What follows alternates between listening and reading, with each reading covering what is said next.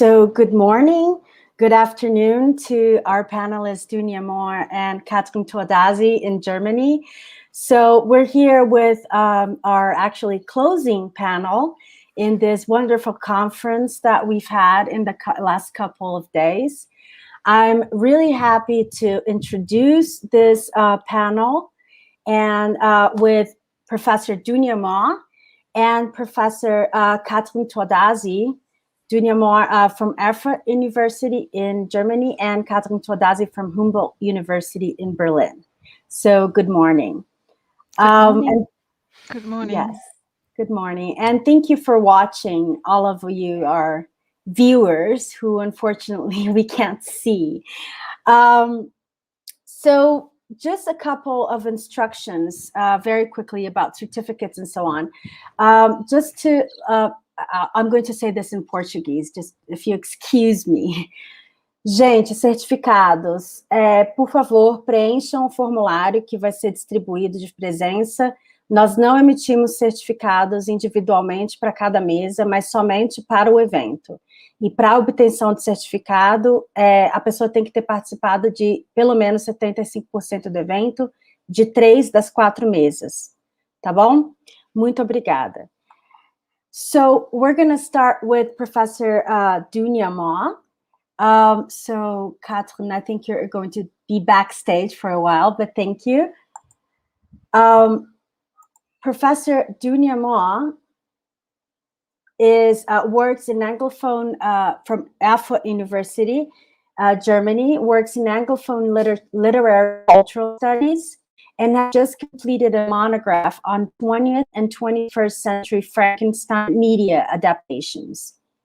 She wrote award-winning Worlds Apart, Dualism and Transgression in Contemporary Female Dystopias, which came out in 2005, edited Embracing the Others, Addressing Xenophobia in the New Literatures in English, and co-edited the CAA special issue 9/11 as Catalyst, and was the principal editor of Radical Planes, 9/11 and Patterns of Continuity. She has received numerous scholarships, including an DFG postdoctoral fellowship, an Alexander von Humboldt Foundation Connect stipend, as well as a Canadian government faculty enrichment stipend. She previously held teaching positions at the universities of Trier and Erlangen in Germany, and was a DAAD visiting professor at Vilnius University, Lithuania. For her current research project, Approximating the Non-Human, she received the DAAD's research fellowship at the CCEAE IRTG, Université de Montréal, Canada. Mohr acts as head of the Women and Gender Studies section, Association for Canadian Studies in German-speaking countries, and is an officer at the Margaret Atwood Society. She serves on the advisory board of Utopian Studies and Margaret Atwood Studies. Publications are on speculative and Anthropocene fiction, dystopian literature, posthumanism, new materialism, monster studies, Canadian literature, adaptation studies, and post-9/11.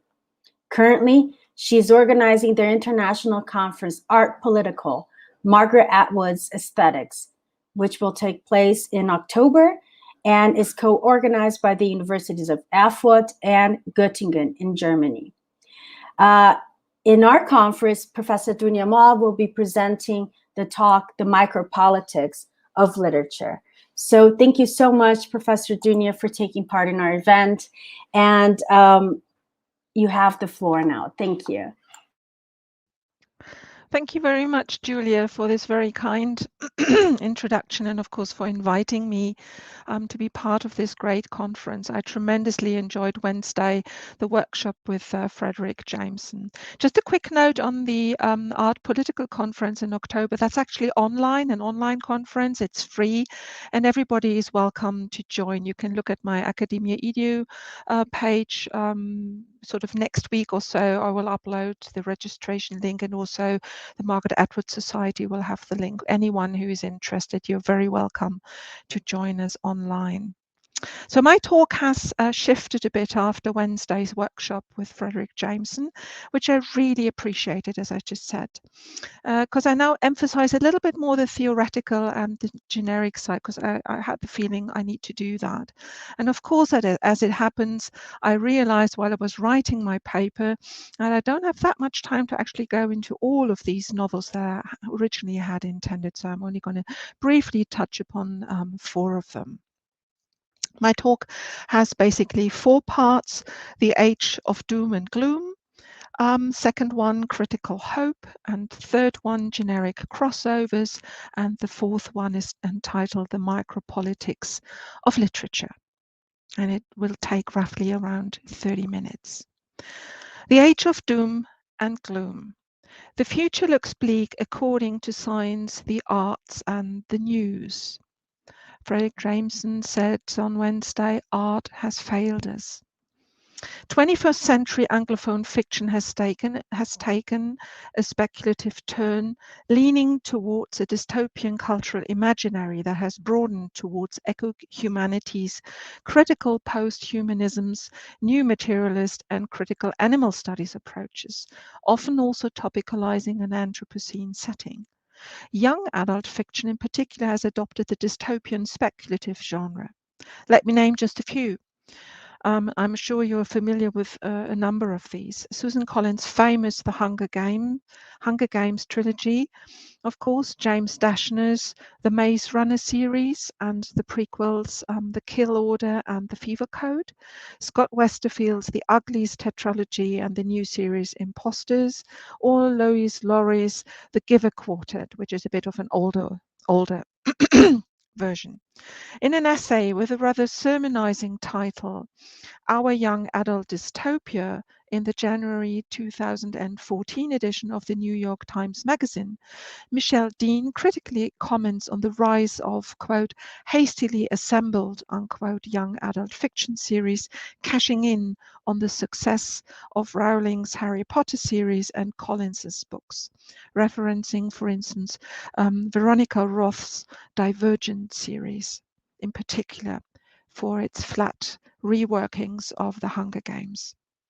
Yet, to be quite honest, I would rather agree with Damien Walter from The Guardian, who argues that, quote, young adult fiction is the most serious literature in contemporary culture, possibly providing the best guidance for, quote, the dysfunctional reality of adult life, unquote, pushed by the rise of science fiction and fantasy in popular culture, as, quote, both employ the same tools of allegory and metaphor, unquote.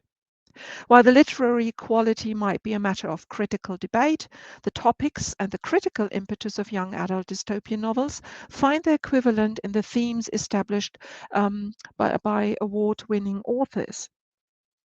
Let me just name a few. Larissa Lay's Swordfish Girl and The Tiger Flu, Margaret Atwood's The Mad Adam trilogy, The Handmaid's Tale, and the sequel The Testaments, Kazuo Ishiguro's Never Let Me Go, Cormac McCarthy's The Road, Dave Agger's The Circle, Jeff Vandermeer's Southern Reach, Cherry DeMarline's The Marrow Thieves, John Lanchester's Post-Brexit dystopia The Wall, or Kim Stanley Robinson's The Ministry for the Future, published in 2020. As a literary genre, dystopia has become mainstream in the 21st century for sure. Yet undeniably, an upsurge of dystopian narratives rather than utopian imagination thus captures the zeitgeist. The arts do not fail us, as Frederick Jameson said on Wednesday, I believe, but they present us with a mirror. We are living in an age of doom and gloom. As fictional seismographs of contemporary negative socioeconomic, political, ecological, and culture-technological developments, some, for instance, the Hunger Games, may contribute to a listlessness and a competitive drive in, quote, the age of impotence, unquote, offering a porous, vapid, and ultimately dissatisfying image of fragile, private bliss. Yet, and I shall come to that in a few minutes, I think there is hope. Dystopia, the British historian Gregory Claeys rightly concedes in his book Dystopia, Natural History, defines the spirit of our times. And in a piece titled A Golden Age for Dystopian Fiction in the New Yorker in 2017, the American historian Jill Lepore relates this upsurge of dystopian fiction to a distinct disappointment with political promises of the 21st century, for example, those of an open society, individual economical gains, and beneficial technological progress. And that was before the pandemic, and that was before the onset of the climate catastrophe that we're witnessing right now. Strangely, thus, in the 21st century, the collective unconscious seems to predominantly produce speculative stories of gloom and seem to be without hope. A current dispute between utopian scholar Tom Moylan and Gregory Claeys in one of the recent issues of Utopian Studies, one of the issues in 2020, indicates what is at stake. Moylan takes issue with the tendency to restrict utopianism to empiricism and a dystopian culture of feeling in Claeys' study Dystopia. And thus Moylan argues a devaluation of utopia and a rejection of hope. While Moylan calls for a revivification of the transformative utopian impulse that he sees compromised through an ontology, quote, that prompts despair rather than hope and leaches the utopian potential from dystopia, unquote, Claeys emphasizes in his response that his own study engages in, quote, setting up a dialogue between history and dystopian fiction, unquote, and thus engages in validating the contained realism, urging us to reorganize the society and economy. A reconciliation of utopian hope, grounded in some form of realism or speculative visions, and a dystopian warning aimed at a paradigm shift of resulting action, seems the lowest common denominator to agree upon. Similarly, in Dystopias Now, the American writer Kim Stanley Robinson warns that literary dystopias have become fashionable and complacent, providing us with thrills and cynical schadenfreude, contributing to our all-encompassing hopelessness, as he calls it. Sort of scaling us up to a kind of biospheric dystopia in real time. Clearly, the anthropogenic environmental origins of the novel coronavirus pandemic, the latest global disaster, impressively and tragically illustrates the level of crisis we are at. With COVID-19, suddenly dystopian stock features such as surveillance and border closures, wildlife roaming urban streets, food pantry lines, and so on, have become part of our real world, or the post-world we are living in, and affect our daily lives to a greater or to a lesser extent, depending on where we are located, how politics and society respond, and how our immediate health, if not survival, is impacted. And I believe, particularly in Brazil, you can respond to that. Thus, horrified by the sudden overspill from dystopian novels and films into the real world, we could lean towards hopelessness, frozen in a nihilistic limbo, as we are collective perpetrators, witnesses, and co-witnesses of our own destructiveness. And let me now come to my second point, critical hope. Considering the accelerating ecological crisis, the current COVID-19 pandemic, the ambiguities of biotechnological advances, AI potentialities, it is perhaps unsurprising that we have turned to dystopia, more generally speaking, to speculative fiction as such, as a means to aesthetically topicalize our current condition, where dystopian visions have become reality. Does it mean we have lost all hope for a more utopian post-world, cognizant of multiple cross-materialities and relationalities, devoid of binarisms and anthropocentrisms, Are these predominantly fictions of, as Mohr argues, quote, submission of an untrusting, lonely and sullen 21st century, a fiction of fake news and info wars, the fiction of helplessness and hopelessness, unquote?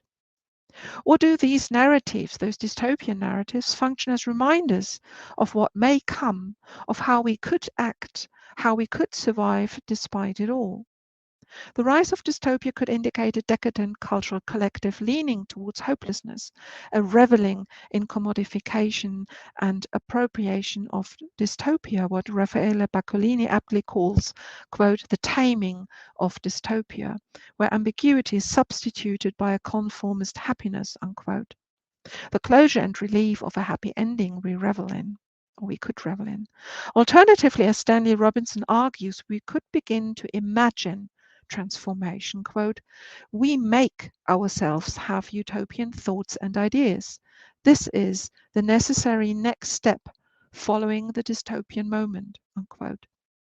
And indeed, I would argue, many of the contemporary literary dystopias speculate about utopian moments, incorporate utopian narrative strands that undercut the dystopian world. They open up glimpses of micro-transformations towards a more hopeful world. This imagination of transformation requires a utopian conceptual space from which to think and act differently. A desire for change necessitates imagination for something different, and that entails hope. For many philosophers, for example Ernst Bloch, Karl Mannheim and Paul Tillich, a utopian mentality is part of human nature, striving to improve human conditions. And necessarily, we need to stretch that to non-human conditions as well. In The Principle of Hope, Bloch argues that the utopian impulse or the utopian desire is always already inherent in human practices and thought as an anthropological constant. In her meandering activist's guide, Hope in the Dark, Rebecca Solnit argues that, quote, to hope is to gamble. It is to bet on the future. To hope is dangerous, and yet it is the opposite of fear, for to live is to risk, unquote. Undeniably, hope is crucial for any vision or act of transformation. Hope, Solnit writes, quote, calls for action, unquote. It is about broad perspectives with specific possibilities, an account of complexities and uncertainties with openings. Hope locates itself then in the realm of speculation, both in fiction and in reality. It is a dreaming where the impossible becomes possible, the strange becomes familiar, the unknown becomes known. Hope is the unexpected, quote, an embrace of the essentially unknowability of the world, of the breaks with the present, unquote. Art, literature, produces such unknowabilities of the world as emergent speculative narratives of hope.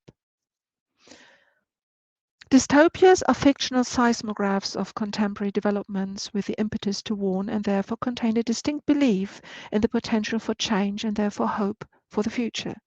Without doubt, dystopian speculative fiction is on the rise, but the current critical and media attention towards the stark dystopian content of climate crisis, apocalypse, food shortages, and species extinction risks missing the nascent utopian nuggets, a generic shift in dystopia originating in postmodernist and feminist questioning of categorizations and binary logic. And thus I come to my third point, generic crossovers. The late 20th century turn towards decanonization, diversity, cross-fertilization, hybridity, dissolution, and fluidity, and its rupturing of binarisms and boundaries has spurned a general tendency to mash up, to dissolve, and flexibilize genres, form, and content boundaries. Thus, many of the contemporary dystopian fictions additionally offer narrative utopian elements of processual micro-transformations. This intersection and commingling of dystopia and utopia, often submerged under the umbrella term of speculative fiction, has been extensively recognized by critics, for example, as hidden utopian streak, as Sarah Lefano writes, a generic opening for utopian elements, as Raffaele Baccolini argues, or the imagining of a utopian horizon, that's again Baccolini. The turn towards an open form, that's Tom Moylan, also Baccolini and Moylan, resonates with the changed generic taxonomies of critical distopias, that's Lyman Tower Sargent's term, or critical utopias, again Moylan's term, or transgressive utopian dystopias, that's my own term, that I argued for in Worlds Apart and other works later on. Or we could use Margaret Atwood's term, ustopia. Yeah, all of these are diverse terminologies that differ in some respects, but they all point towards the processual hybridity generic form that we are faced with in the 21st century. So contemporary utopia has shifted from the classical perfect blueprint to the imperfect microprocessual utopian spaces located within dystopia that open up for renegotiation and continuous but imperfect transformative processes. Yeah, they have sort of not a whole social vision, but smaller, evolving, alternative microvisions that seem to reach, or that try to reach, beyond the binary logic.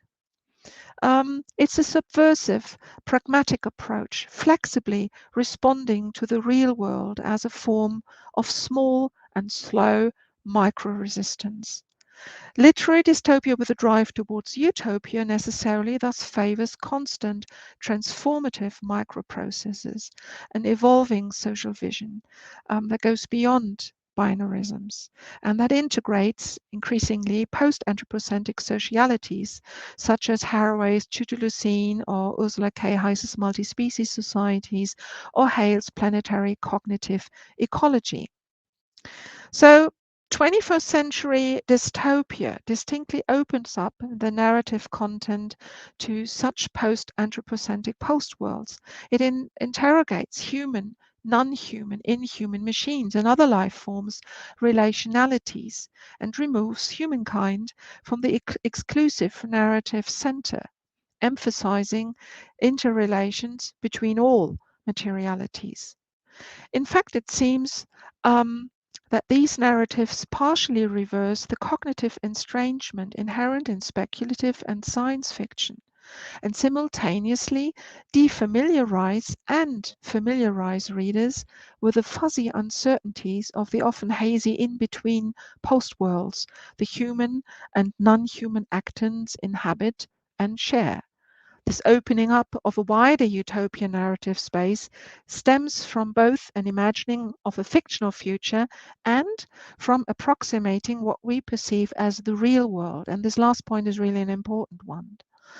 This view of the real world and its relationalities has changed significantly over the past 2 decades.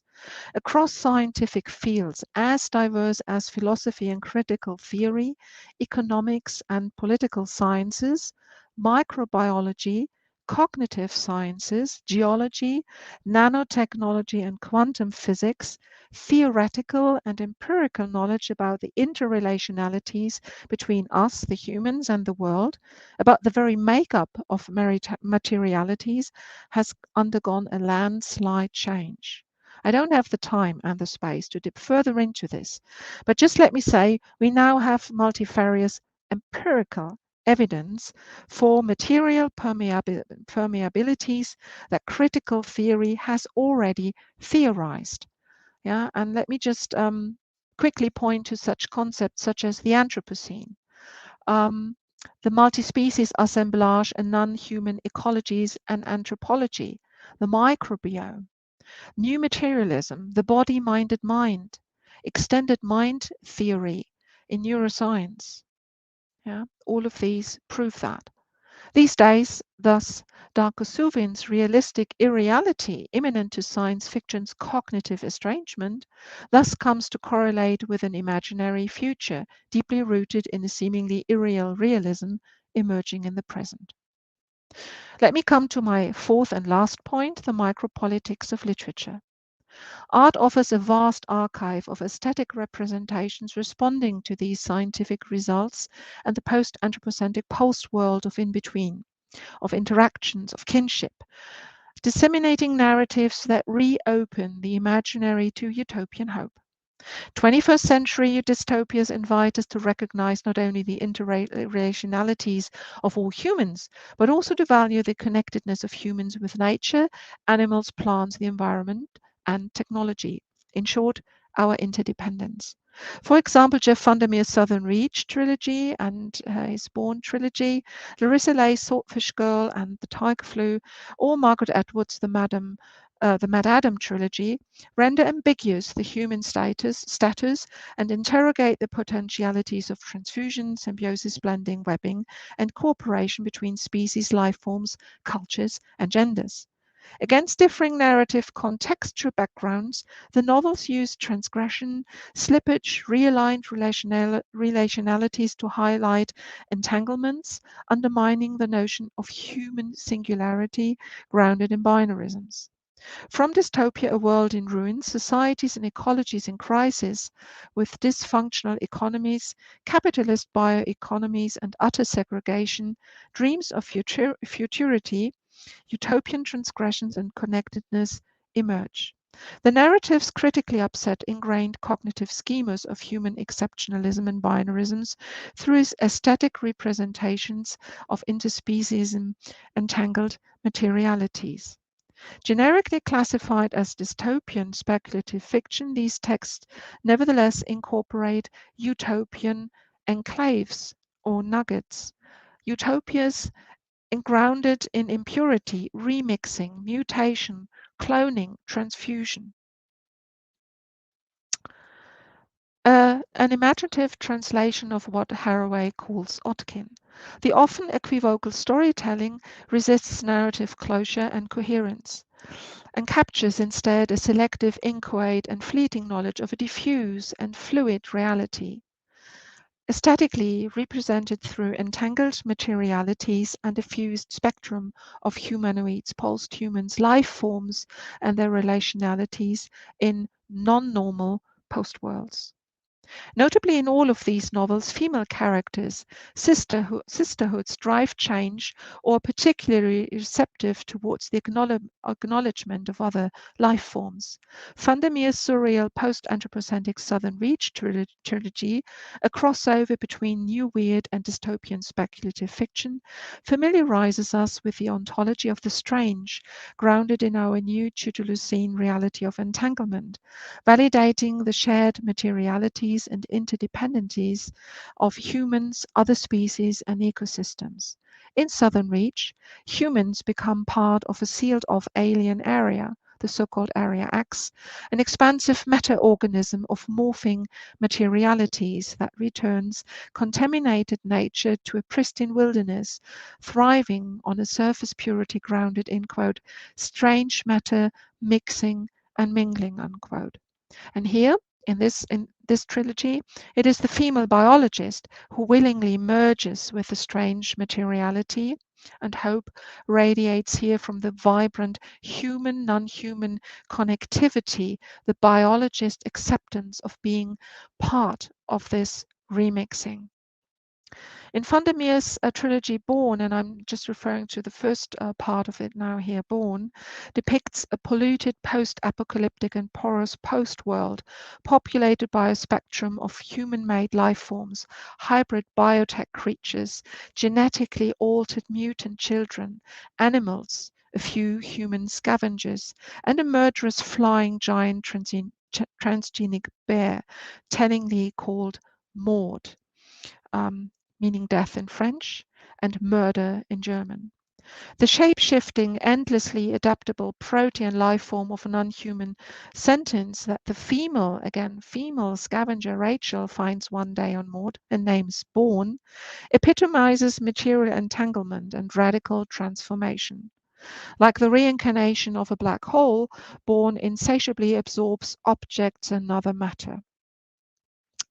Rachel's love and education seemingly humanizes Born. It becomes he. Born becomes her nurtured, uncanny child. It is Rachel's open connectivity and readiness to acknowledge Born that allows him to grow and to eventually overcome Maud. Born takes on a Christ-like function, symbolically crucifying himself for Rachel's and humanity's survival. In an act of self-annihilation, of opening up, that sort of resembles the biologist's opening up to Area X, Born encompasses Maud, and in a giant detonation, both perish. And in the aftermath, the female protagonist returns to world building on a small and everyday basis. Turning quickly to Larissa Lay's Tiger Flu and Atwood's Mad Adam. These novels locate utopian moments in species relationalities and cooperation, rejecting established binaries between nature, biotechnology, and humans. All the novels employ, to varying extents, post-human fusions, multi-species communities, and as in Vandermeer's novels, human extinction is irrelevant for adaptive nature. It is human survival that causes a planetary problem with humanity in the Mad Adam trilogy. And critical hope for humans stems from a post-anthropocentric network of post-human, human, transgenic animals, and post-human and human hybrids. And this network is predominantly driven by female characters, particularly by two female characters, Toby and Wren, and their empathy with the needs of the post-human Quakers and the Pigoons, transgenic animals. It is an enabling hope grounded in the acceptance of the novel's apocalyptic crisis, a reboot for human relations with other species and the planet that instigates a process of unlearning ingrained patterns of dominance, allowing for deeper cognitive reframing. Female characters seem to be particularly prone to, but not exclusively, of course. It is humans who have to learn to acknowledge other species as partners here with equal rights and different duties. It is humans who have to learn that, quote, we are all people, though we have different gifts, unquote. Larissa Lay's Tiger Flu depicts a pandemic-ridden future dystopian world where the world is split into hostile societies living in separate so-called quarantine rings, watched over by two orbiting satellites, symbolizing the prevalent gender polarization. The novel includes a feminist separatist utopia, an exiled all-female community of escaped genetically engineered clones.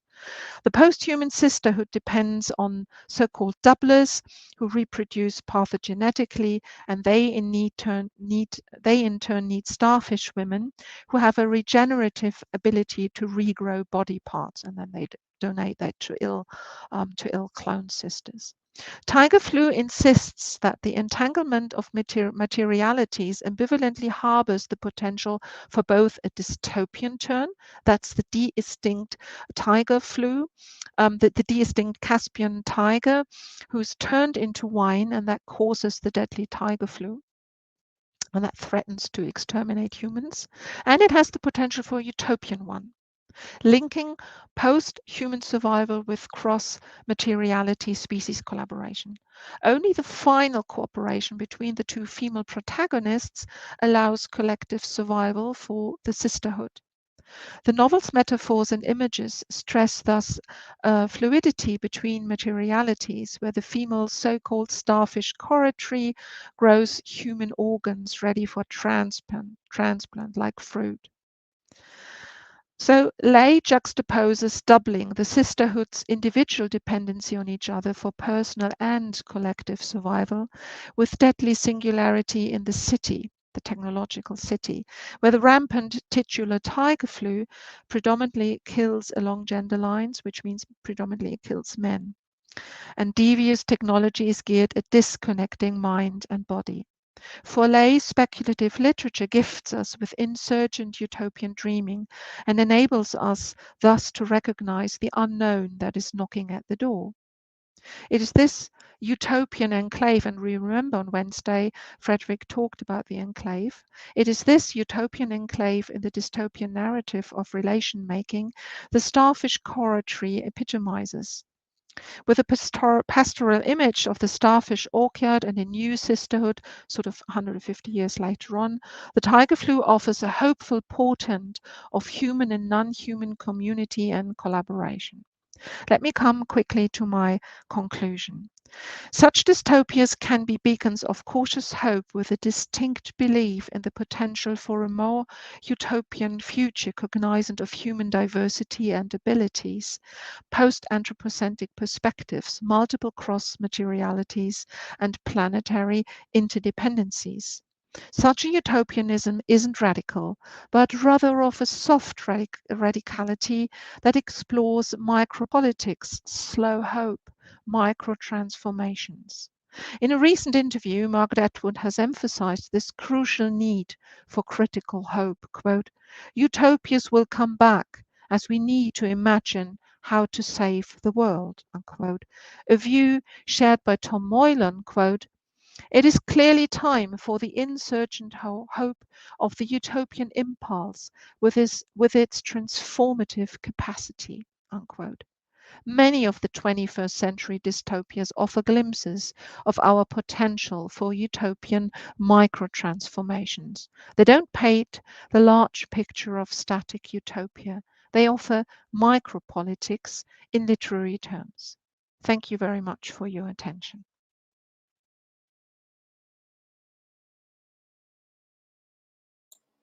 Thank you so much for your talk, Dunja, for your lecture. It was so insightful. And I think it was a very good compliment to what we discussed on Wednesday. And also throughout our conference, I'm sure we're going to get a lot of questions because you touched upon many themes that have been discussed in other panels. So thank you so much.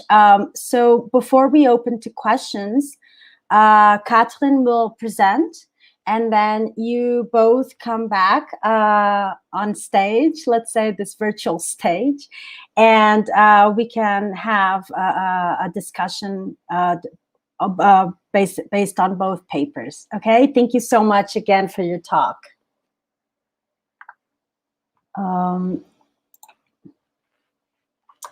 Kathrin, so let me introduce you to Kathrin, Dr. Kathrin Tordasi, who is, just a second, I need to find your bio here.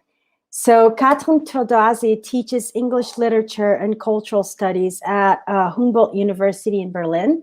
She is an associated member of the Center for Interdisciplinary Gender Studies in Berlin and regional organizer of Carleton University's Women and Gender Studies Summer School Program.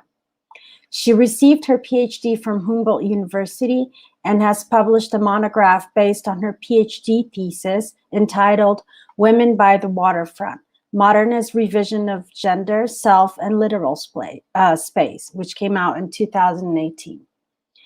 Her research interests include gender and space, theories of liminality and transgression, modernist and contemporary literature. Her current research project focuses on the synergies between queer theory and contemporary science fiction. Today, she will present the talk, Digital Utopias, Queer Temporalities and Cultural Coding in Charlie Brooker's San Junipero.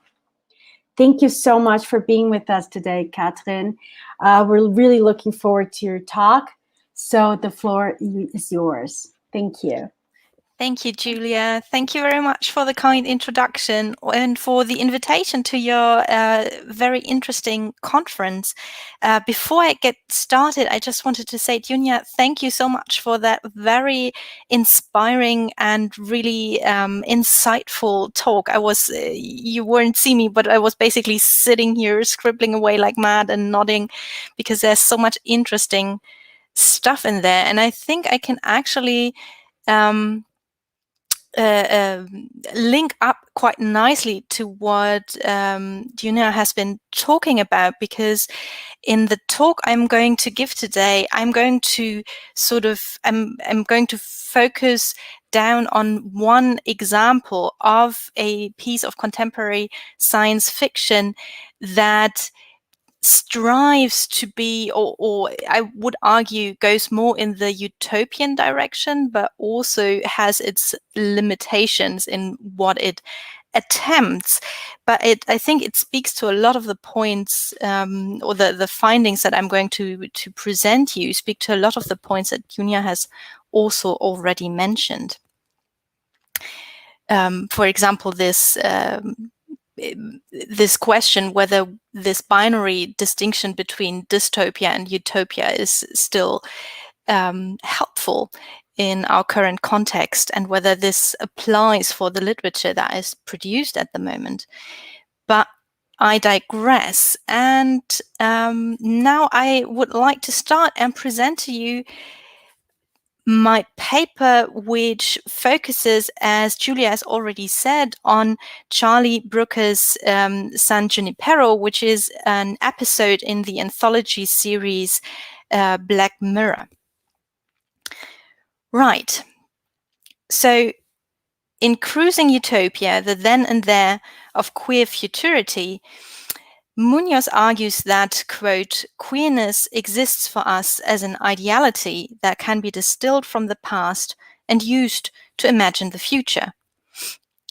Pointing out both the discursive and the general socio-cultural limitations set on queer lives and expressions, he goes on to propose that, quote, we must dream and enact new and better pleasures, other ways of being in the world, and ultimately new worlds. With this, he provides a prominent contribution to a broader discourse on queer futurity, which thinks along similar lines as De Laurentiis's queer theory, where she proposes that, quote, our theory could construct another discursive horizon, another way of living the racial and the sexual.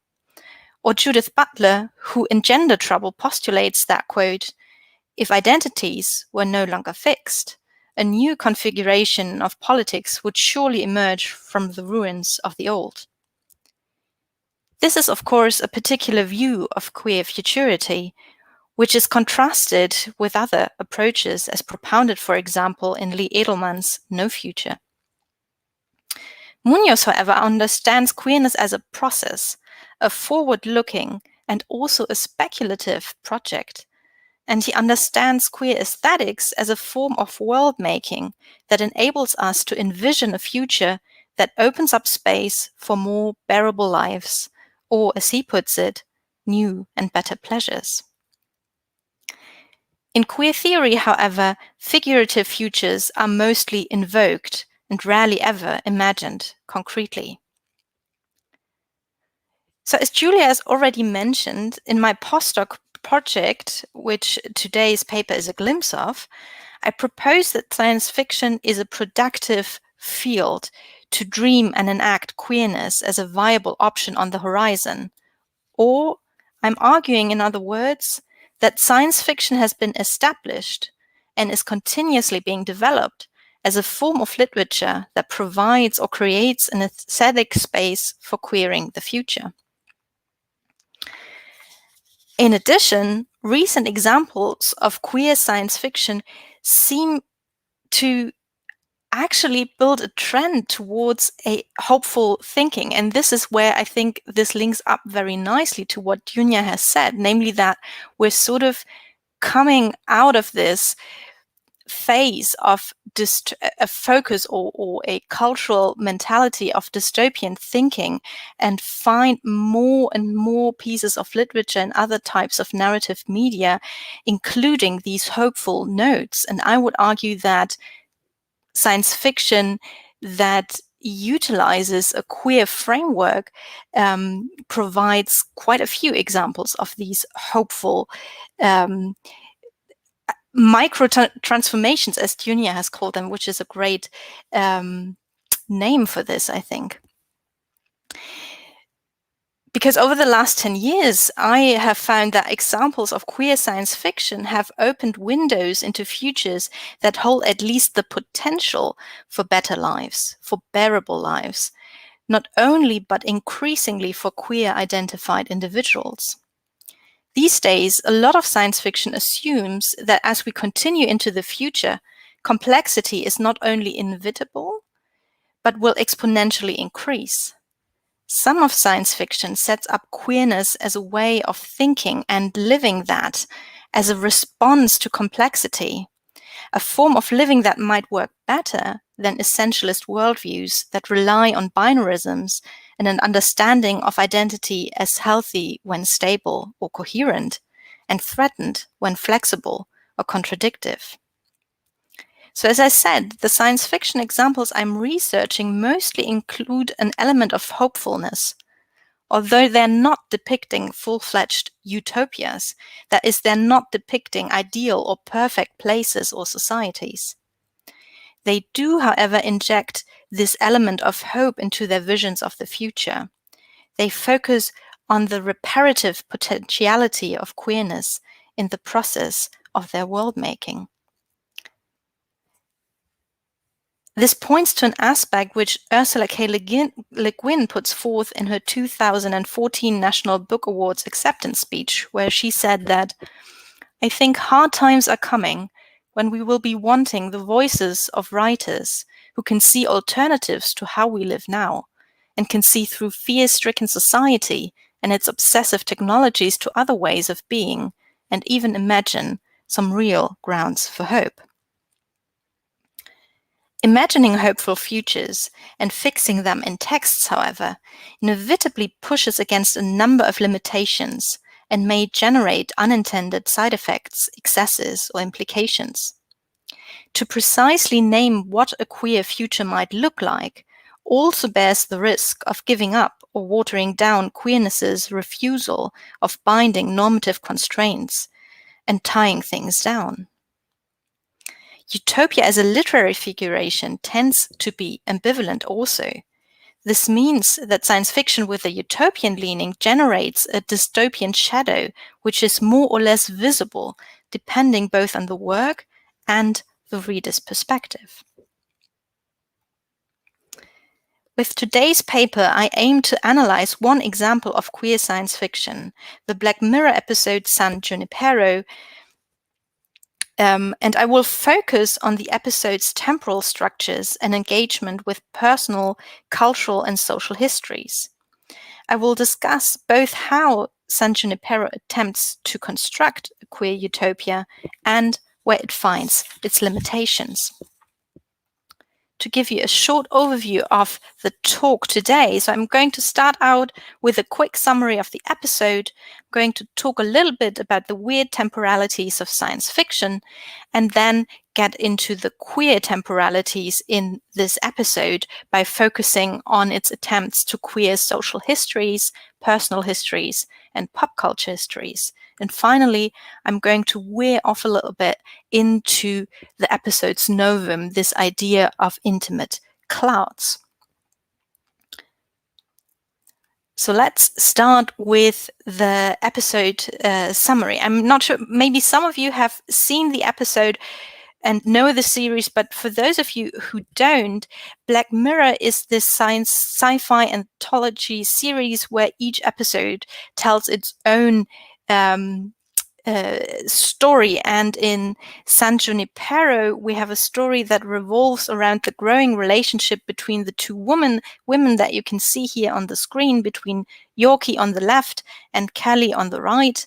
It's the fourth episode of the series, the third season of the series, and it imagines a future world in which people can transfer their consciousness into a digital avatar. This virtual continuation of their selves not only experiences alternative lives in various simulated realities, it can also be stored in a cloud and therefore live on beyond the death of an individual's physical body.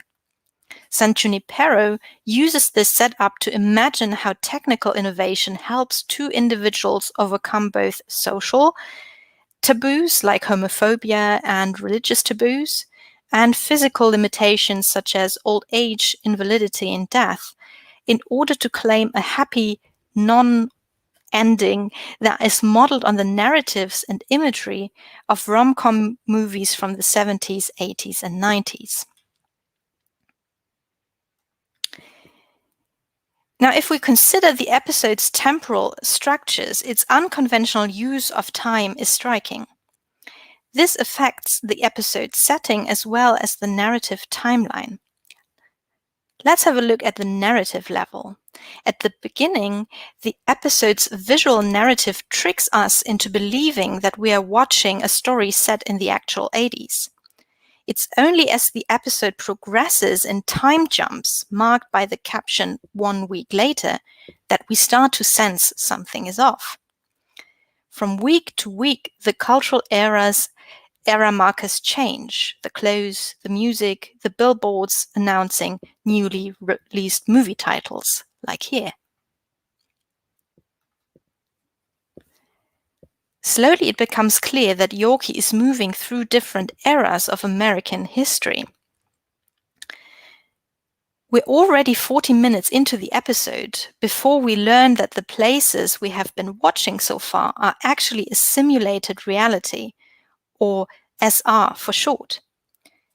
The Yorkie we followed around is the projected consciousness or the virtual self of a paraplectic woman, and Kelly is already an old woman outside the SR. We learn that the simulated reality is based on something called immersive nostalgia therapy. People can access different eras, the 80s, 90s, and so on. So in this sense, San Junipero keeps the past alive, or present, in the cloud along with the avatars of the visitors' younger selves. This unfixes the characters in the episode from the constraints of linear and progressive time. In summary, San Junipero uses the science of science fiction to warp and bend time to mobilize both temporal concepts and the subject's location and movement through time. Weird temporalities are, of course, a staple of science fiction, but as we continue the analysis of the episode's temporal structures, one can also find patterns and experiments that echo or align with concepts of queer temporality. And of course, the question is, what is the difference between weird temporality and queer temporality? First off, San Junipero does not only reproduce and simultaneously reimagine the past, it very decidedly queers the past. The first example is Yorkie and Kelly eventually getting married in the SR version of the 80s, something that would not have been possible in the actual 80s in the US. And to name another example, early on in the episode, Kelly says to Yorkie, "Folks are way less uptight than they used to be." This assertion can have multiple meanings. First, we think Kelly wants to say that people in the 80s are not as uptight as, say, people in the decades before that. Second, we realize it can mean either people in Kelly's or Yorkie's present aren't uptight, or the people in the simulated 80s era aren't as uptight as the people in the actual 80s were. The mind boggles. As Kelly says, in any case, quote, "This is a party town. No one's judging." As a third example, I want to point out that queer desire functions as a productive force in the episode. Yorkie's movement through time, through different eras, is driven by her desire for Kelly, so she goes looking for her across time periods, and also by her desire for expressing and living her own queer identity openly. So driven, she creates an alternative history, a past that is present, that is repeated, reenacted, but at the same time adds alterations to the retrieved history. Queer desire, in this context, functions as a motivator and as a literal time shaper and world builder. It also mobilizes Yorkie's experience of self, of desire and intimacy, both in the figurative and literal sense. In real life, Yorkie's traumatic coming out experience precipitated the car crash that left her paralyzed, whereas her desire for Kelly in the SR motivates her movement across timelines and material or virtual spaces. As a result, the episode creates a kind of reparative temporality. This is expressed, among other things, in the symbol of the red car. Throughout the episode, we get repeated shots showing Yorkie and Kelly driving a red car, either alone or together. The car scenes are used to re-invoke Yorkie's accident and, by extension, the trauma of coming out in a hostile environment. But at the same time, these scenes are shown as visible signs of catharsis. Yorkie kissing Kelly in the car, for example, or Yorkie driving the car alone, confidently, happily. Once again, the episode performs a repetition of the past, but with different outcomes. Openly identifying as queer got Yorkie hurt in a way that made time stop for her in the physical world.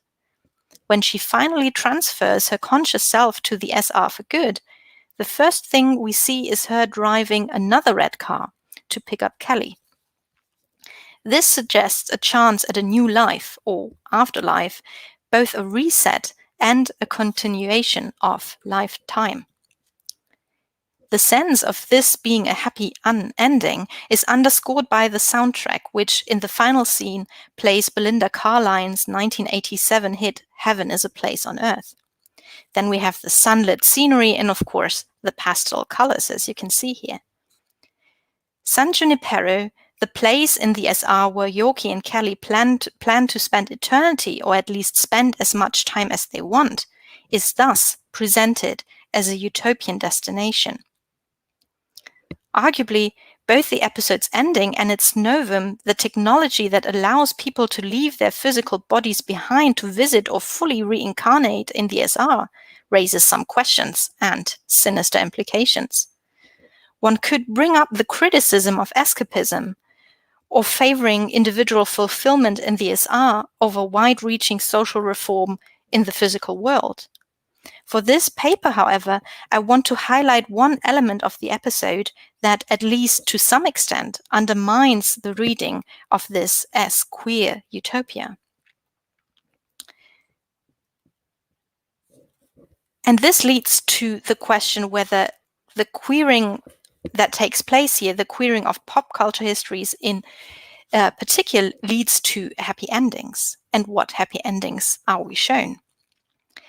In my research, I've been working with the question, how does science fiction imagine its futures, especially its hopeful futures? Evidence seems to indicate that it needs a frame of reference, a status quo from which it can extrapolate its ideas. Munoz thinks in a similar direction when he argues that utopian performativity is often fueled by the past. The past, or at least narratives of the past, enable utopian imaginings of another time and place that is not yet here, but nonetheless functions as a doing for futurity, a conjuring of both future and past to critique presentness. When endeavoring to imagine queer futures, he proposes not just a revisitation of the past, but, quote, an opening up of a queer past in order to follow queerness's promise and its still unrealized potential to see something else. Now, the San Junipero episode, in contrast to looking at a queer before, draws on a heteronormative past to construct a queer utopia. It very decidedly adopts cinematic conventions and aesthetics from the 70s, 80s, and 90s romantic comedies, which includes dance-offs, Geek Girl and Popular Girl Fall in Love, Summer Fling a la Dirty Dancing, or Grease, and soundtracks and even soundtrack covers. So this is the soundtrack cover of the San Junipero soundtrack, imitating past cultural expression of a similar kind. On the one hand, the episode subverts and queers these popular and often repeated narratives and aesthetics by A, replacing the conventional heterosexual couple with two women, and B, reclaiming or rewriting the canon of US pop cultural history by including and foregrounding the stories of queer people and people of color. In this sense, it can be read as a critique of the reference material as a homogeneous, heteronormative, and misleading representation of the actual 70s, 80s, and 90s. On the other hand, however, the fact remains that even though the episode flips the script by focusing on queer romance and queer personal history, on queer trauma and catharsis, the structure or trajectory of its narrative reproduces a heteronormative program for a happily ever after. To illustrate this, let me describe the ending of the episode. Back in the physical world, Yorkie wishes to be euthanized so that she can live in San Junipero permanently, but her family objects. She intends to marry her nurse Greg so he can consent for her. Kelly visits San Junipero and offers to marry Yorkie instead. Yorkie enthusiastically accepts, and Kelly authorizes Yorkie's euthanasia.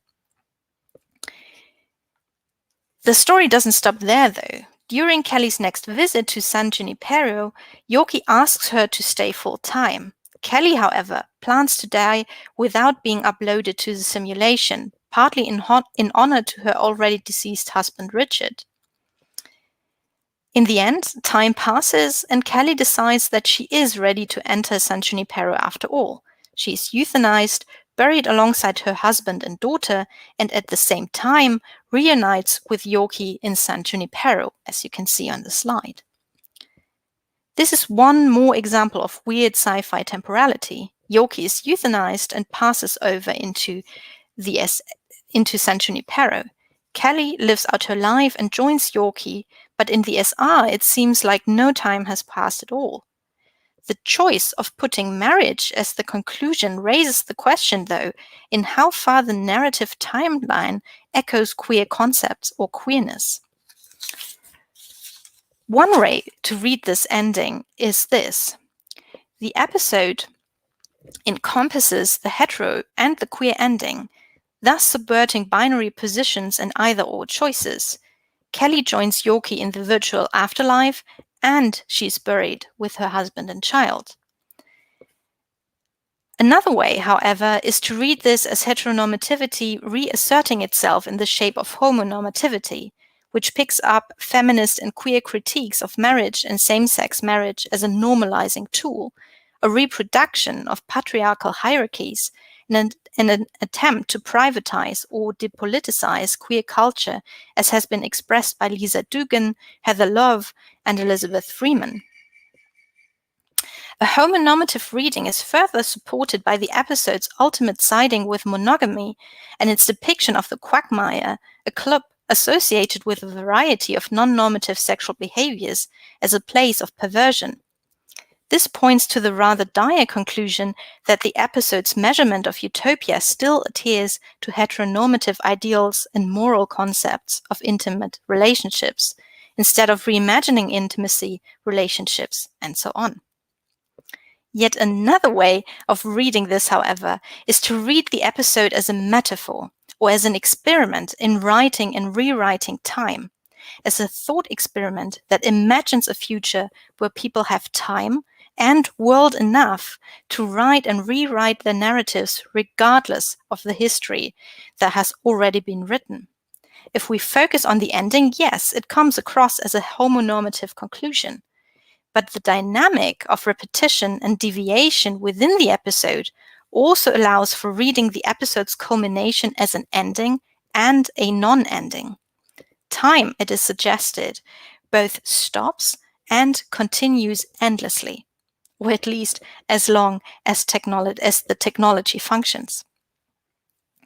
What's also a nice touch, with its idea of a life 2.0, the episode cheekily subverts the cliché of the dead lesbian, which has haunted genre television ever since it was possible to portray queer relationships on the small screen. In television history, gay and lesbian characters have died or have been murdered so often that pop cultural discourse coined a trope known as bury your gays. In San Junipero, the queer women get to continue their romance indefinitely, and they get to shape the space they inhabit to suit them. So it's a space for them. Finally, and this is my last point, I would also argue that even though the episode culminates in what looks like a traditional marriage, frilly white dresses included, the technology and its implications still mobilize ideas about and restrictions for intimacy. Our language and the concepts it creates frequently forge a connection between intimacy and the experience or representation of time.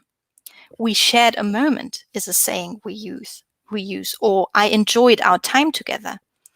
Indeed, connection seems to be the key element in this equation. However, for two or more people to engage in an intimate connection, whether of the physical or emotional kind, a medium is needed. They need shared space, shared time. But how do we understand temporal and spatial location when we talk about cloud existence, the continuation of the self in a simulated reality? According to Lauren Rosewern, emotional intimacy is often measured by gauging its intensity. This raises the question, though, who sets the parameters for that, and on what grounds? Both in academic and public contexts, debates on intimate relationships in the digital age proliferate. Still, there's a tendency for relationships on the internet to be deemed as less authentic than relationships forged and experienced in the physical world. Junipero picks up on this debate and fashions a setting where intimate encounters in a cloud are an option. It raises questions whether such intimacy is authentic through its characters. Kelly, for example, struggles with this, but it also undermines a clear binary distinction between physical world and virtual world reality. This way, the episode challenges us to not only think about how we define intimacy and what are the parameters and perhaps the boundaries of our imagination. So I argue that by upending conventional understandings of when and where the self is located and how the self experiences various stimuli and interactions, the episode also stretches and scatters conventional conceptions of what counts as an intimate relationship, which ultimately can be read as yet another way in which the episode queers its material. In A Queer Time and Place, Halberstam proposes to think of queerness as, quote, an outcome of strange temporalities, imaginative life schedules, and eccentric economic practices. The time and space of San Junipero's simulated reality portrayed as a place that enables the self to exist in a variety of versions, thus challenges the idea of the selfhood as fixed, contained, and homogeneous. It also enables simultaneous reinvocation and rewriting of the self's past. And finally, it enables the uncoupling of intimate connections from the limitation of the physical world and its discursive parameters. Yes, queer intimacy in San Junipero finds expression in marriage, but Kelly and Yorkie's marriage is also shown to be purely pleasure-driven and not governed by the logic of reproduction, both by choice and by the nature of its context. In conclusion, San Junipero can be read as a conventional utopia in the sense that it models its happily ever after from heteronormative base material. But at the same time, it also serves as an intriguing example that shows us sci-fi's weird use of time augmented by queer temporalities and hopefulness as well. So what we're dealing with is an imaginative future shaped to a large degree by queer desires, queer rewritings of personal and cultural history. Thank you all very much for listening. Sorry. Thank you so much for your talk, Kathrin. It was very insightful. We already have some questions. Let me get Dunja back on. Hi, Dunja. Thank you both for your talks. They were wonderful talks, and I think we're going to have a very interesting discussions. So before, I think I'm going to start with some of our viewers' questions. So we have two questions here by Professor André. He's also part of our conference. So André asks, first he has a question for Dunja. Dystopias have traditionally defended humanist values against oppressive practices. Have these values been abandoned in more recent dystopias, or are they still present? Well, thank you very much for that interesting question, and very rightfully you ask that. I think we would have to begin to question humanist values. As I said, dystopias, utopias, ustopias are moving in the 21st century towards post-anthropocentric viewpoints. So I would find it hard to say that dystopias are, or all of them, are still defending humanist values. They're perhaps more defending an inclusive vision of humanist values distributed to a vast array of life forms, bioforms, and non-human or inhuman matter. So oppressive practices, the humanist raging against oppressive practices is in fact in not all of the contemporary dystopias, but in quite a number of them, extended to a post-anthropocentric raging against oppressive practices, including the environment, including technology, including animals, etc. Yeah, so it's more an expansion and also a questioning of the humanist values, because they have been restricted, and dystopias in the past have been, for the larger part, been restricted to humans. Yes, Kathrin, please. Can I just add to that? Yeah, I would totally agree. And I mean, if we look at the great humanist philosophies of the past, one thing that has come onto, I would say, critical attention, or has been discussed in connection with post-humanist philosophy, for example, and science fiction as well, is the question of who are we talking about when we're talking about the human? So this idea that there is one kind of human that is at the center of, you know, as Junia has said, the Anthropocene, or the world, the universe, whatever you want to call it. This has been called into question, and how this idea of the human is constructed and has been constructed in the past. I mean, humanism, when it started to develop and using Enlightenment ideas, very often also included ideas of questionable ideas of who counted as human and who didn't, based on racialized preconceptions, stereotypes, and what have you. So that the whole idea of humanist values, as Junia has said, is not gone and is not discarded entirely in these sci-fi texts, but it is revisited critically, I would say. Thank you. So we have one more question by André. This is for Kathrin. Do you believe a hopeful future is necessarily connected to a utopian vision? Could queerness be an alternative to utopia in its strict sense? Thank you very much. What an excellent question.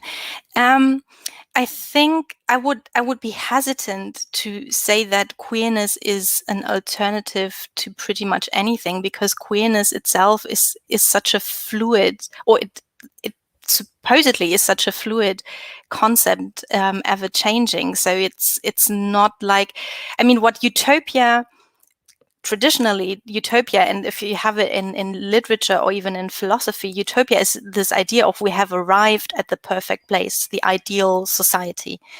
So it's the end of history is what utopia traditionally encompasses. Whereas this idea of queerness is an idea of constantly questioning the status quo and engaging with the fluidity of the human experience, or the experience of the world at large. So it might be a different perspective rather than a different goal, I'd say, if that makes sense. I have to just very briefly skedaddle away, but I'll be back in a second. Sorry about that. Maybe I can chip in there because Yes. I mean it all depends on how what we understand when we talk about utopia. As I tried to point out in my talk, utopia used to be this very static society, or this very static, non-existent but much better place that we could potentially visit through literature, later through film, etc. Through maybe we wanted to make it happen in utopian communities, etc. But once our definition of utopia changes, and that it has done in concepts such as critical utopia, transgressive utopia, dystopia, ustopia, and so back, back and forth, all these various terms that try to capture a changed notion of utopia, which means a processual place where we no longer believe in binaries, where we no longer follow an either or, but we are more interested in more than that, in the third and fourth and whatever options. Whenever we talk about transgression, not being in one place or two places, but being in several places, we talk about fluidity. So I would say that queerness, in a way, responds very much to this 21st century conception or vision of utopia. And then utopia is unfixed. And it's not stable, it's dynamic, it's processual, it has its drawbacks, it emerges again, and it needs a continuous working towards it. It's nothing that's ever achieved, because people change, situations change, environments change, and as Kathrin said, and again I agree, and the life forms or the actants that are included keep expanding. So where we had before, and that goes back to the question before, where we before had children and women and non-Europeans deemed non-human, we have loads of other life forms being deemed non-human and thus non-relevant. And we are just, as I try to point out very briefly, with the hard sciences, turning towards all these facts, this is a wrong conception. Even when I speak, it's not only me speaking, it's the meta-organism, Dunja Mohr speaking, that is influenced by the microbiome. So who am I? So yeah, that's multiplicity. And when we talk about humans and utopian visions, I think we need to get a much larger picture. And I think, and Kathrin might want to expand on that more because you're the expert on queerness, etc. I think queerness is one concept that responds to this. And queerness, I believe, can also be enacted in a very static sense. Yeah, so it again depends on how we define queerness and what concepts we are following. Yeah, definitely. I mean, what I like, and from what you've been saying just now, I think this comes up again, is to think about these concepts not so much as something fixed or something to embody, but rather as a practice. So queerness as a practice, but also utopian thinking as a practice, because that for me entails this kind of flexibility to react on, as Dunja has said, this ever widening conceptualization of who are we talking about when we're talking about us, or how do we define human? What is the place of humans in a wider context or in a wider mesh? What about interconnectivity, about hybridity, and all these different kinds of experiences that come into play when we talk about the human experience, or the experience of life forms in a wider world. So yeah, I would say it's, and as Dunja has also said, there are so many ways of thinking about queer or queerness. Talking about that will probably implode the time that we have now, but the idea of queerness that I have in my mind is queerness as a practice, rather than as a state of being or a sexual orientation, for example. Thank you. So before we move on to Andre's third question, because he's really excited, he was very much looking forward to this panel. I just want to make a quick remark. Well, actually, a question. so would it, do you think it would be accurate? Would it be accurate to say that 21st century science fiction or even utopias and dystopias, they cannot be considered totalizing as early 20th century science fiction utopias and dystopias? Junia, do you want to have a first shot at this? Yeah, sure. If you want, you can go ahead. I mean, well, it's the nature of dystopias to also include totalizing elements, and quite a number of them, of course, have elements of totalization, be this surveillance or restrictions or parts of the population being restricted, etc. You have all of that in quite a number of the dystopias, even in gender reversal dystopias like The Power by Naomi Alderman, etc., a British novelist.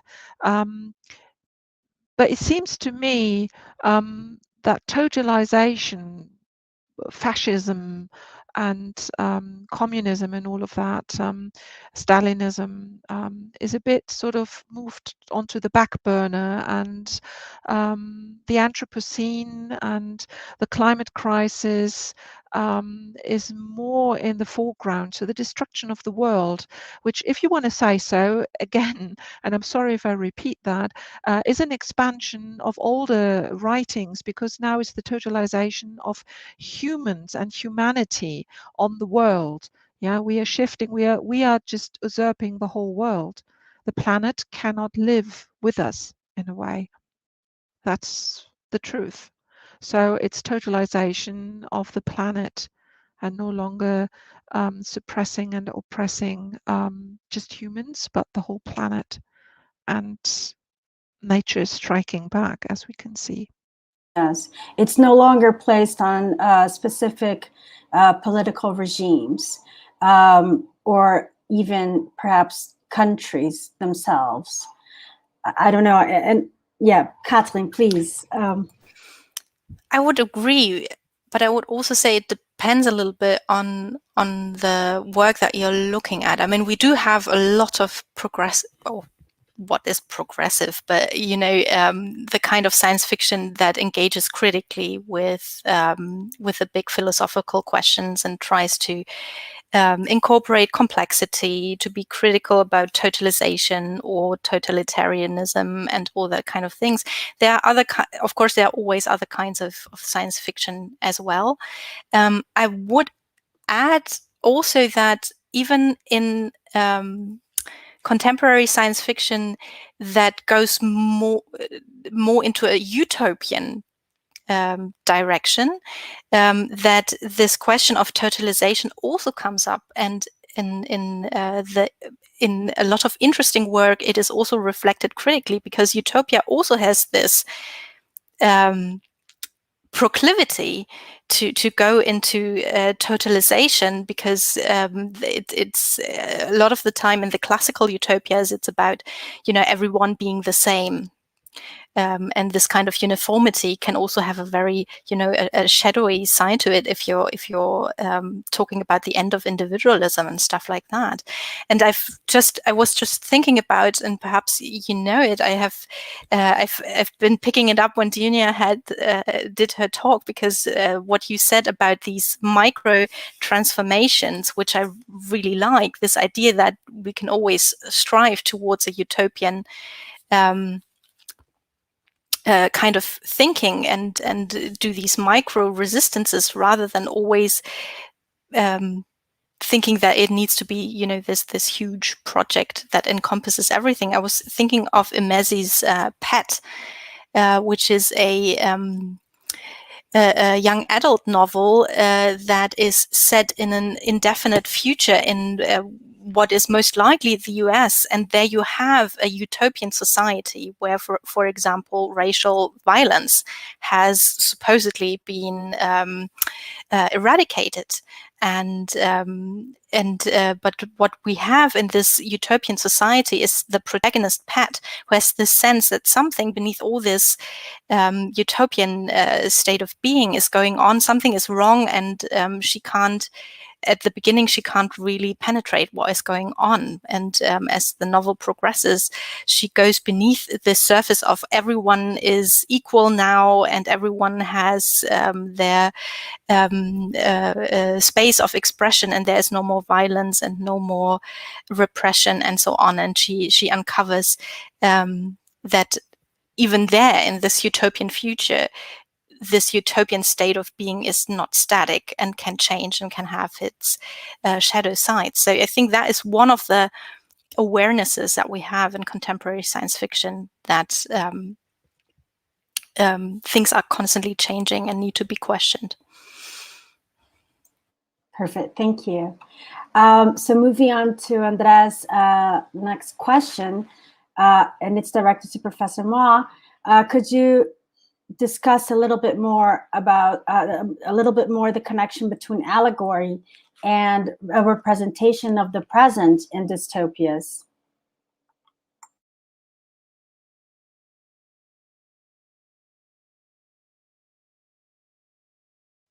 Need to unmute myself.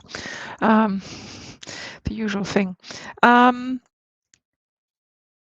connection between allegory and representation of the present in dystopias. I can't see the lower in dystopias, right? Because now it's gone.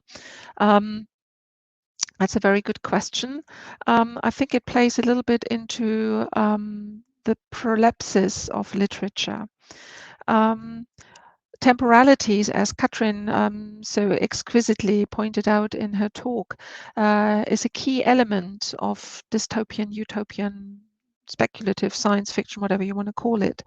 And the past and the future, of course, speak to the present. And the dystopian drive, or the impetus of dystopia, of course, is to call for action in the present and to comment on the present. And sometimes you use an alternative history.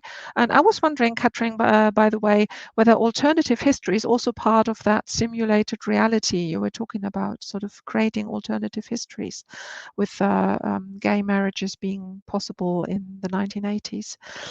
So you have temporalities playing into this. You draw on the past, you draw on imaginations or speculations about the future, and all of that is meant to have a repercussion on the present. And of course it is allegorical. Of course it is a twisting of the present towards a future in, I don't know, 100 years or 200 years or in 1,000 years or so, depending on how far stretched you want to go. But it always is meant to comment on the present. And I think that is the socio-political impact of literature, and that's micropolitics, because it has a political intention, an art political intention, to use the arts to drive a political action or political awareness in the audience, ideally, to maybe change the cognitive framing that you have once you're put into the shoes of a certain protagonist, or into the shoes of a plant or a fox or whatever. So you can actually see your present and the politics and the reality around you from a different angle. It is allegorical. Sometimes it even verges on the fantastic or on the new weird. I mean, dystopia has undergone, it's a very recent genre, if you want to say so, but it has undergone a lot of changes and has merged and mashed with fantasy, with the fable, with fairy tales, with fantasy, of course, with utopia and space opera and so back and forth. So it is not a pure genre, if ever it has been, if any of the genres have ever been pure genres, if you want to say so. So yes, it has allegorical parts. and it draws on the past and on the future. It plays with temporalities, and in a way, when I think, for instance, about Selima Nawaz's novel Songs for the End of the World, a Canadian author who published a dystopian novel very close to reality in April 2020 about a corona pandemic striking the world. When you read this, and she has researched this for 7 years or so, and finished it in 2019, and it was published 2020, April 2020 digitally, and as a real book in August 2020. And you read about food shortages, people being in quarantine, etc., all of that, and there are plenty of other books playing with pandemics and films, of course, Contagion and so on. They are all allegorical. They also play with temporalities. They draw on the past, they draw on the present to imagine an immediate future. And that's sometimes very scary. When you read from this angle, for instance, the Mad Adam trilogy, or some of the other books that are a little bit more towards the not too fantastic, not too far removed from the real world, it becomes quite scary because it just might depict the future in 20 years' time. Yeah, I think extrapolation is another word that might be helpful here. I was just thinking, when you mentioned the Mad Adam trilogy, The Handmaid's Tale as well. I mean, that's Margaret Atwood is one of the writers who is scarily good at extrapolation by which I mean looking at the present and the past and sort of imagining where certain trajectories could lead. I mean, perhaps most of you might know this, but in The Handmaid's Tale, she makes a point in interviews of saying she didn't put anything in there that didn't already happen in Western society. So yeah, she's really scarily good at that. Just one footnote to that. I mean, that's true for all her speculative novels, and she keeps insisting on that's why she refuses the term science fiction, because she says all of her speculative books are based on reality, either here, over there, in the past, or in the making, which means the scientific research that the green rabbits or whatever, they are real. They have been produced in a lab. So nothing of that is unreal. It's all based on reality somewhere, someplace. The chicken parts as well, unfortunately. Yes, that's very interesting. It feels, what about, do you see that there's perhaps a larger incorporation of elements used in realism in contemporary dystopians? Because it seems that this approximation is I don't know if it's what we're living in the last decades, but this approximation seems much more real. And although it is extrapolated, it seems more real than perhaps other periods. I think yes, in a way. So depending on how we define realism, but if we think about realism or realist writing as narratives that pick up on how we are currently perceiving the world around us and attempting to hold a mirror up to it, not by creating a mimicry of everything that is out there, but by holding up a mirror to a cultural moment, then yes, definitely that has become more pronounced. I had this moment, I think in 2020, was it? Or 2018 probably, when I was teaching a course on dystopian literature. And it was the year that Trump was elected. And then one of my students came to me and said, well, she was from the States, and she said, well, talking about the US and what is going on there at the moment with the protests and everything that is going down. And so would I say that we're living in a dystopian time now? And I found that that was an interesting and a challenging question, indeed. But that I found that interesting because it told me that the view of people on what is going on is shaped so much by this type of literature or this type of media and how to look at what is going on, that I thought it's the distance between the narrative and the perception of reality, whatever that is sort of shrinking. I would agree with that. I think it's a twofold moment we are living through. On the one hand, we have a lot more access to science, at least in the Western part. We have a much greater educated public. On the one hand, so we have very much a correlation of fiction and fact in a realistic kind of sense. Yeah, so you can read about this, you can access it online, you can do your research, you can access PubMed, whatever, you know. And on the other hand, and that's reflected in speculative fiction in particular, but also in realist novels where I don't know, for instance, artificial intelligence plays a role or whatever. And that doesn't necessarily have to be science fiction. That can be very, very realistic, what actually happens with robots and androids and so on. And on the other hand, you have a very real conflation of fact and fiction, fake news. Yeah, so where reality is turned into fiction, and fictional ideas are represented as reality.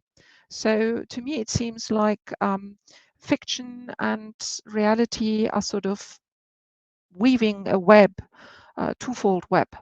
And that's maybe something that we see reflected in films or series like Black Mirror, or in Orphan Black, Canadian series, other series that Humans, or Mr. Robot, or what's it called, I, Robot, or so, and loads of other films and cultural reproductions.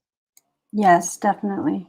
We live that on a regular basis in Brazil, living dystopia. I'm laughing, but it's not funny. Anyway, so do we have time for 2 more questions? Yes? Okay. So one more by André. He said he said that he was getting annoying. I don't think so. I think he's asking wonderful questions. So this is a question for both of you. You've mentioned the destruction of the world. Well, Dunja mentioned the destruction of the world in relation to the Anthropocene. Do you believe dystopias are leaning towards the apocalyptic now? This question is actually for Kathrin too.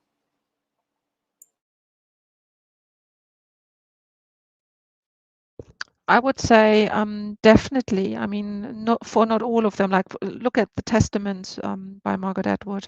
That doesn't have anything of the apocalyptic in it. That's really more a political dystopia. But quite a number of the current dystopias include the Anthropocene, the climate change. But then again, there have been loads of novels out there, not necessarily dystopias, but the whole genre of the cli-fi novel that comes from the 1970s. And there are loads of novels out there. What's his name? Andrew Trexler. Is it Andrew Trexler? Has looked into about 150 cli-fi novels that he's then classified as Anthropocene fiction. And a lot of them are quite apocalyptic. I think, of course, I mean, just as utopia is linked to the Christian religion or mythology, whatever you want to call it, to the paradise, to cocaine, etc. Dystopia is linked to the apocalypse, is linked to imaginaries of the hell, etc. So in the 21st century, I would say part of it leans towards the apocalyptic.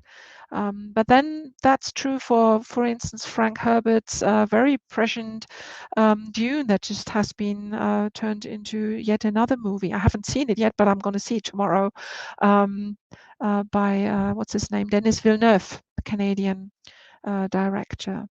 So there is a strong link, and yeah, you will have the apocalypse and post-apocalyptic worlds with a dystopian overtone. I was just thinking, Julia, do you think there's a difference between apocalypse and the end of the world as we know it? Because I was just thinking, you were talking about Vandermeer, for example, which, you know, I've only read the first one of the trilogy, I have to admit. I've sort of saved the other two for a rainy day, but it seems to me that is describing the world on the brink of dissolving into something totally different. No? Okay. No, if I can just quickly respond to that. There is a difference between the apocalypse or post-apocalyptic worlds and the end of the world as we know it. Jeff Vandermeer doesn't describe fantastic materialities in the Southern Reach trilogy, I believe, and I argue. It's rather a transcription of the reality we already live in, but we refuse to acknowledge. Yeah, when you think about the microbiome, etc., we are already transfused, transmixed, but we do not want to acknowledge this. Yeah, the microbiome. If you read Rees, Bosch, Douglas, etc., they argue and they can prove that the microbiome takes part in decisions of what we deem the self. So, what is the self? We are, and I truly and honestly believe that we are meta-organisms. So, what is the self? And this is what, in a way, Vandermeer, and he comes from biology, and he does stress that he's read a lot of the natural sciences, etc., and that has been transfused into this trilogy that he's written at a tremendous speed. I think just in a couple of months, and that's it's a very thick trilogy, quite a number of pages, and he's just transcribing reality. This is just in a bit more fantastic, weirdly kind of fiction. Yeah, but that's what we are and what we're living through. It's yeah, and of course with a bit of a twist. Yeah. So yes, and that's the end of the world as we know it, and we are still clinging to 20th century scientific beliefs. But if you look into neuroscience, into cognitive science, into geology, into microbiology, they all keep telling you, no, we need to change. We need to change the way we look at materiality. Physics tells you that. When you look at the new materialists, they come from physics. Karen Barad is a physicist. And she can tell you, or she can prove that, and not only she, but loads of other physicists, that the world is quite different from what we're actually talking about and how we perceive it. Yeah, matter changes according to who's looking at it, and how we behave, and how we are investigating materialities. That's super fascinating. Thank you so much. You're welcome. Thank you. And now we have our last question here. How do you see the perspective that even the utopias created in metropolitan centers are seen as dystopias, more limiting in these conceptual games of the Enlightenment, sometimes even apocalyptic from the point of view of Amerindian peoples, where other ideal worlds are desired? And it follows, this is a bit, the current world is already apocalyptic for these peoples, I mean, Amerindian peoples, And it has been that way since colonization. After all, whose fear is the apocalypse? That is such an excellent and important point. Yeah, I mean, I'm coming back to what Dunja has said earlier about how climate change, for example, and the threat to the planet is such a heavyweight theme in speculative fiction these days. But it is, of course, not just in speculative fiction. It's a whole question about how are we dealing with climate change and how did it come this way? And the very valid point that climate change is a product of colonialization and capitalism as well, or predominantly maybe even, is something that is carried. There is an increasing number of speculative fiction written by people of color, indigenous authors, and so on, which deals with exactly these questions and these these repercussions that have been planted into our histories and into our world by movements like the Enlightenment, by forces, destructive forces like colonialism and what it did and what kind of perspectives and worldviews it suppressed and eradicated. So yeah, that's a very important perspective to consider when we talk about whose dystopia or whose utopia are we talking about anyway. Yeah, I couldn't agree more. I mean, that old saying, "Your utopia is my dystopia," proves true for the various genders and for the various species and for the various races, if we can say so. Indigenous speculative futures are increasingly, as Kathrin said, increasingly at the forefront. I mentioned Shiri D. Malin's The Marrow Thieves, for instance, or Thomas King's The Back of the Turtle. There is a book by Kathrin Baudemann, I think, out there that talks about or explores speculative visions by indigenous writers.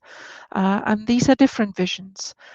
They very much topicalize the colonization, the exploitation, and the return from the ones that I know, and the return to previously eradicated or repressed knowledges. Yeah, so in a way, back to indigenous roots and the white settlers, the colonizers, which is maybe a better term than settlers, the white colonizers, their need to learn, to listen, and to stop exploitation.